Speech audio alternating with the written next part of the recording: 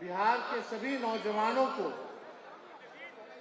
हम संदेश देना चाहते हैं कि हमारा विजन क्या है, हमारा रोड मैप क्या होगा। हम केवल सरकार ही बदलने के लिए नहीं, सरकार बनाने के लिए ही नहीं, बल्कि बिहार बनाने का काम करना है।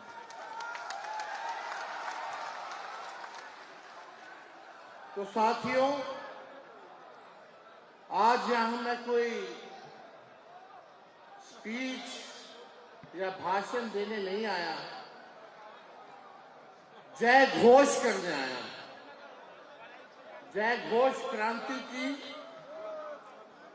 जय घोष संघर्ष की और जय घोष आपके सुनहरे भविष्य की। जय घोष अच्छी शिक्षा, अच्छी स्वास्थ्य की। जय घोष निकम्मी सत्ता के सिंहासन को झकझोर देने वाली।